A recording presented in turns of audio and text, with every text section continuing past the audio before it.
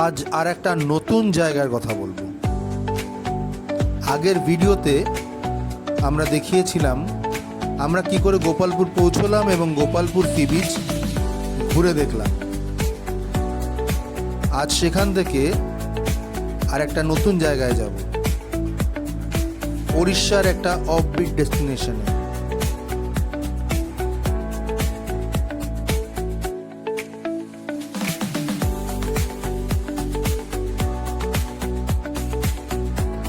শহর ছেড়ে বেরোতেই দুপাশের প্রকৃতি কিরকম অপরূপ সুন্দর হয়ে গেল। দুদিকে সবুজ পাহাড়ে ঘেরা, আর না জানি কত সবুজের সমারোহ। তার মধ্যে থেকে ছুটে চলেছে পিচ কালো রাস্তা। মাঝে মাঝে পড়ছে আদিবাসীদের বাজার এবং গ্রাম। আজকে আমরা আপনাদের নিয়ে যাব তিব্বতে। যে তিব্বত আমাদের ভারতবর্ষের মধ্যেই, ইভেন আমাদের পার্শ্ববর্তী রাজ্য উড়িষ্যার মধ্যে। হ্যাঁ, তিব্বত মানে আপনাকে বিদেশে যেতে হবে না। এখানেই রয়েছে তিব্বতের গন্ধ, তিব্বতী মানুষজন, টিবেটিয়ান কালচার এবং টিবেটিয়ান খাওয়া দাওয়া।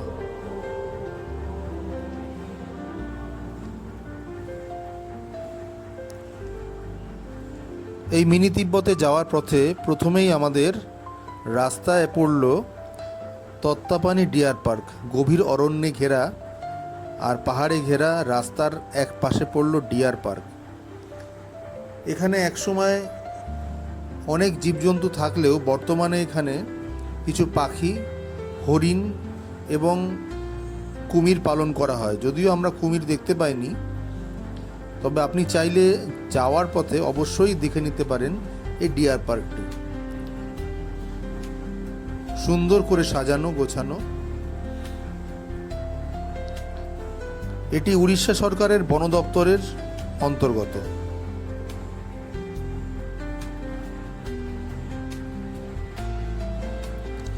এখানে কম করে 150 থেকে 200-র বেশি বিভিন্ন প্রজাতির হরিণ রয়েছে, যেমন চিতল হরিণ, সম্বর হরিণ, আরও অন্যান্য। পার্কটি ঘুরে দেখতে বেশ ভালো লাগবে। রয়েছে এমু পক্ষী।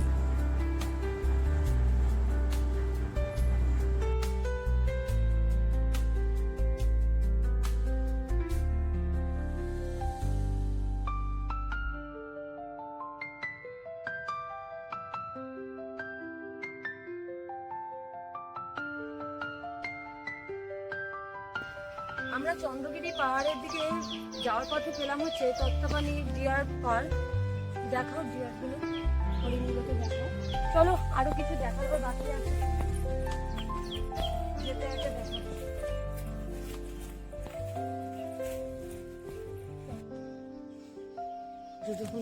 ওর ঠোঁটে বিরাট বিরাট জোর। ওই দেখো,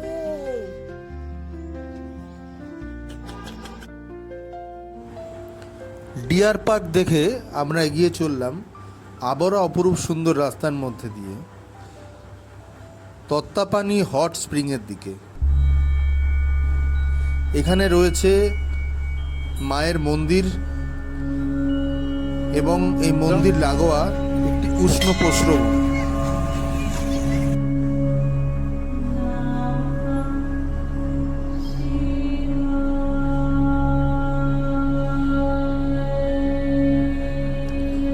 সামনে রয়েছে কালী মায়ের মূর্তি, সেখানে চাইলে আপনি পূজাও দিতে পারেন।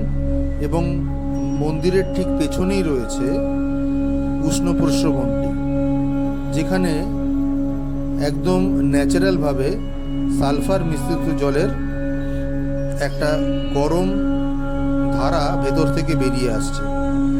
কথিত আছে এই জলে স্নান করলে নাকি শরীরের অনেক ধরনের রোগ সুস্থ হয়ে যায়।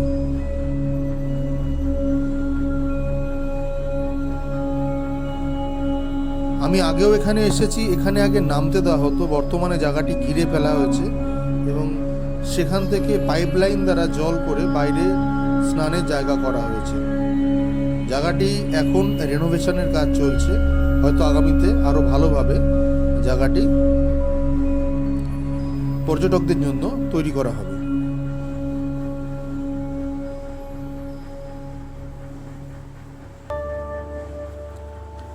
এরপরও আমরা এগিয়ে চললাম তিব্বতের দিকে। মিনি তিব্বত পূর্ব ভারতের সবথেকে বড় মনাস্ট্রি। শোনা যায় কোনো এক সময় বৌদ্ধ ধর্মগুরু দলাই লামা এসে এখানে বসতি স্থাপন করেছিলেন এবং তার অনুরোধেই ওড়িশা সরকার এই জায়গা তাদের দিয়েছিলেন। আপনারা এখানে এক রাত থাকলে আরো ভালো লাগবে, যদিও আমরা ছিলাম না। এই যে ছবি দেখছেন, এটি রিপা হাউসের। রিপা হাউস একদম মনাস্ট্রি লাগোয়া একটি হোটেল ঠিক নয়, হোম মতো বলতে পারেন। এখানে ভাড়া স্ক্রিনে দিয়ে দেওয়া হলো, আপনি যোগাযোগ করতে পারেন। মনাস্ট্রির গেট দিকে ঢুকতেই রয়েছে অপরূপ সুন্দর পদ্ম সরোবর, যে সরোবরটি বৌদ্ধ ধর্মগুরু শ্রী পদ্মসম্ভবের নামে উৎসর্গ করা হয়েছে। চলুন এবার মনাস্ট্রির ভেতর দিকটা যাওয়া যাক। এখানে আমার নতুন করে কিছু বলার নেই, আমরা শান্তির মধ্যে দিয়ে জিনিসটাকে প্রত্যক্ষ করি।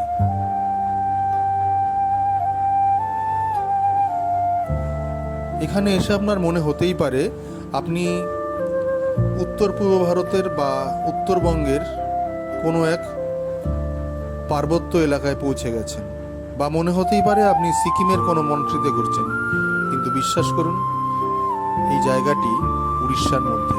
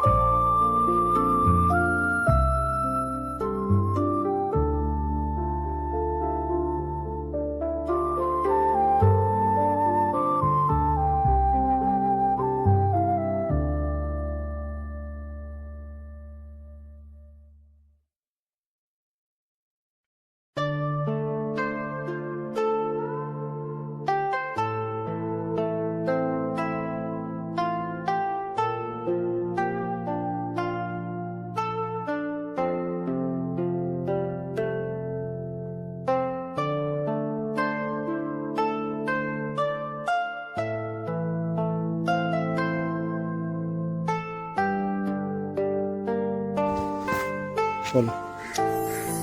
আপনারা যে মনাস্ট্রিটা দেখছেন, এটা নেপালও নয়, ভুটানও নয়, উত্তরবঙ্গও নয়, আর সিকিমও নয়। এটা হচ্ছে উড়িষ্যায় অবস্থিত, আমাদের পার্শ্ববর্তী।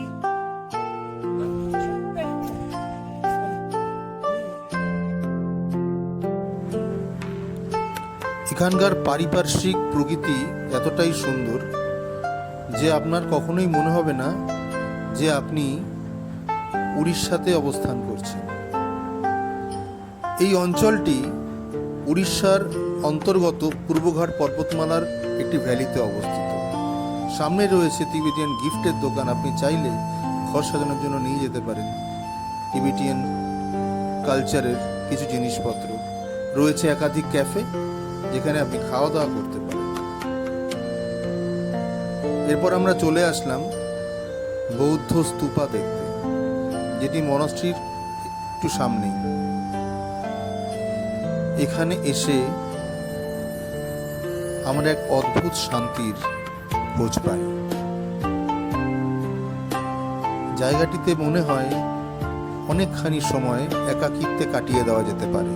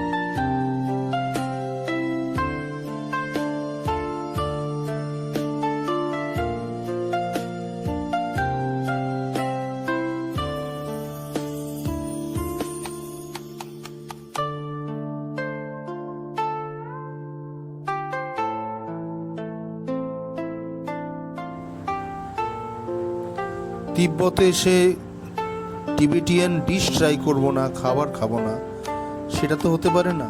তাই তিব্বতীদের হাতে বানানো খাবার খেয়ে দেখতেই হয়। আমরা চলে গিয়েছিলাম দুপুরের খাবার খেতে পার্শ্ববর্তী একটি ক্যাফেতে। এটা সম্পূর্ণ টিবেটিয়ান ক্যাফে এবং এখানে বিভিন্ন তিব্বতী উপকরণ রাখা ছিল। যদিও আমরা সেই মুহূর্তে নিয়ে নিয়েছিলাম নুডলস আর থুপ্পা, যা খেতে কিন্তু অসাধারণ ছিল। আপনারা আসলে অবশ্যই ট্রাই করে দেখতে পারেন কিছু টিবেটিয়ান ডিশ।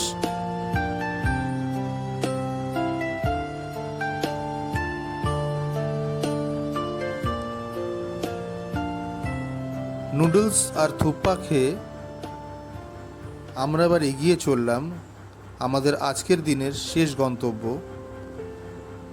খাসাদা ওয়াটারফল দেখতে। অপরূপ মনোরম পূর্বঘাট পর্বতের সবুজে মোড়া পার্বত্য ভ্যালির মধ্যে দিয়ে আমরা পৌঁছে গেলাম খাসাদা ওয়াটারফলের সামনে। ওয়াটারফলটি ছোট, কিন্তু এর আশেপাশের প্রাকৃতিক দৃশ্য খুবই মনোরম।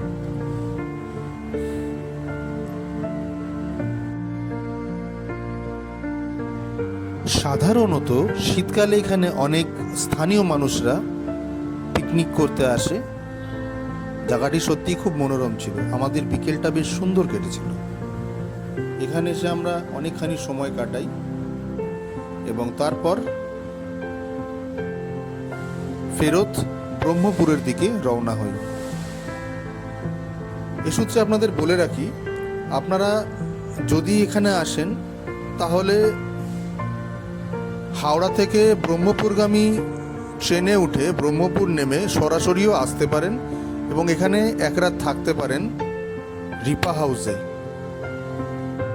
আমরা যেহেতু এসে গোপালপুরে ছিলাম, আগের ভিডিওতে আমরা যেরকম দেখিয়েছি, গোপালপুর থেকে আমরা ঘুরে একদিনে সকালে বেরিয়ে সমস্ত এই চন্দ্রগিরি উপত্যকা এবং মিনি টিবেট, যার আরেক নাম জিরাং, এই অঞ্চল ঘুরে আবার ফেরত ব্রহ্মপুর পৌঁছাই এবং রাতের ট্রেন ধরে হাওড়ায় ফিরে আসি।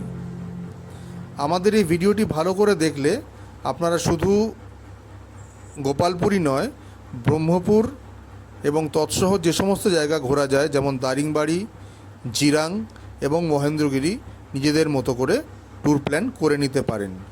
যদি কোনো রকম কোনো প্রশ্ন থাকে আমাকে কমেন্টে জানান, আমি আপনাদের এই ট্যুর প্ল্যান বানাতে সাহায্য করব। ভিডিওটি সম্পূর্ণ দেখার জন্য ধন্যবাদ। ভালো থাকবেন।